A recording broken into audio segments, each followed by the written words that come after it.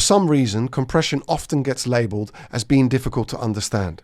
In this video, I will go through each single function that all compressors have so that you fully understand them, meaning that you would then be able to use them properly on your music. This is an example of what an audio file looks like after you've recorded it or when you import it into your DAW. Each one of these are called transients. Basically, the bigger they are, the louder they are, and the smaller they are, the quieter they are. And in simple terms, what a compressor does is it compresses the loudness of those transients by how much you want to reduce it. First, there is threshold, and this tells your compressor at what level it's going to start manipulating your audio and reducing the volume of your transients. In this diagram, you can see that the threshold has been dropped down so that the top of the transient is affected, and that is the signal or the volume that is going to be compressed by your compressor. And any signal below that line will be unaffected. Next, we have ratio, and ratio determines how much proportionally gets reduced from the level or the volume or the signal of the transient above the threshold.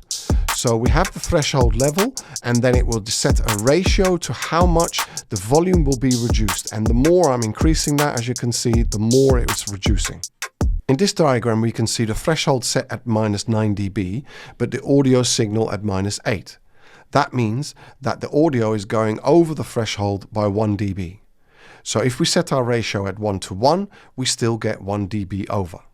If we set our ratio at 2:1, we get half of the 1 dB because we've done 2:1. And then as you go higher and higher on the ratio, you'll be able to reduce more and more of that above the threshold volume. And then there's one other school of thought that will help you remember how much reduction happens on the ratios. And that is 2:1 means 2 dB becomes 1 dB, 4:1 means 4 dB becomes 1 dB, etc., etc. So on this particular loop, you can definitely hear that the kick and snare are really loud.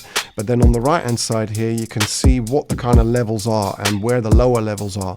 So you can see when you're adjusting your threshold, you can see, right, okay, so I'm going to be affecting those transients. So you can see exactly which transients you want to affect and which you don't. And then you just apply the ratio. So you just apply the ratio, and the higher the ratio is, the more it reduces.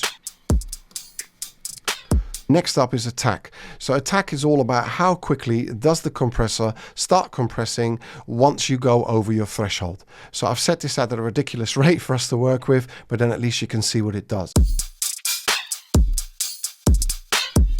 So as you can see, with the attack set to really fast, that kick is reducing quickly. And you can hear that very clearly, definitely. So, but what will happen now is once I start moving that to slow, you will hear some of the start of that kick kind of pushing through a little bit. You hear it go louder and louder because you're telling it not to compress at the start of the transient, but compress slightly behind it. So have a listen.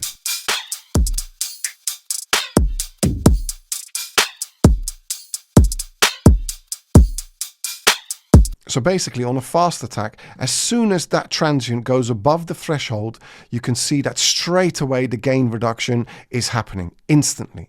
But then if you go to the slow attack, when the transient goes above the threshold, you can see that the reduction starts happening slower. So therefore you're hearing more of this sound louder, and then it drops. So it's giving you the start of that transient more.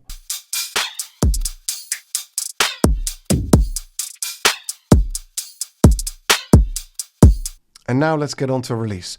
So release is basically how quickly or how slowly does it come from being compressed back to non-compressed.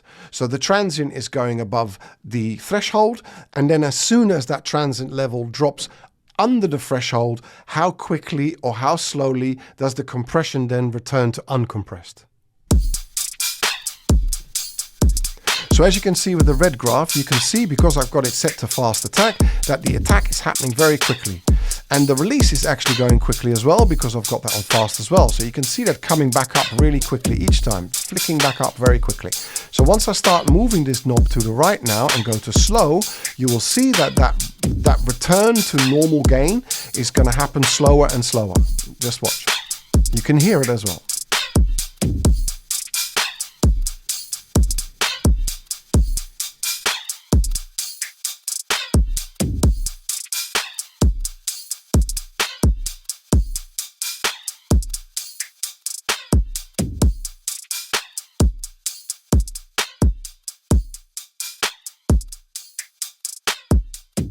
And the last but not least is the knee.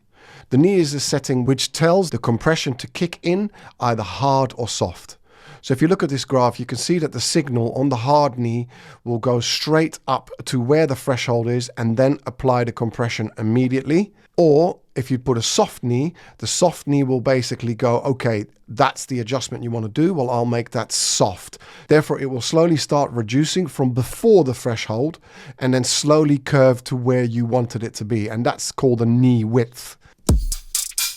Right, so we're still compressing quite hard. I will move the fader from hard to soft knee very quickly so you can hear the difference. You will find that soft knee definitely makes the compression softer and more transparent. So it's almost like you can't really hear it as aggressively. It's not as spiky. So you'll hear what I mean.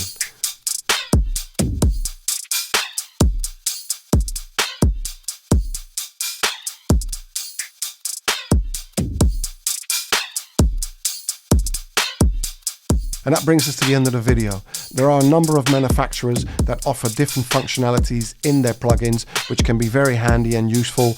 But this video is about you understanding how to use compression in the first place. So get to using this, get to understanding what I've said in here. If you had any questions or if anything's unclear, please message me and I'll get straight back to you and I'll try and explain it in a different way that might work better for you. I hope you've enjoyed this video. Please like, subscribe and press the bell for future content, and I hope to see you soon.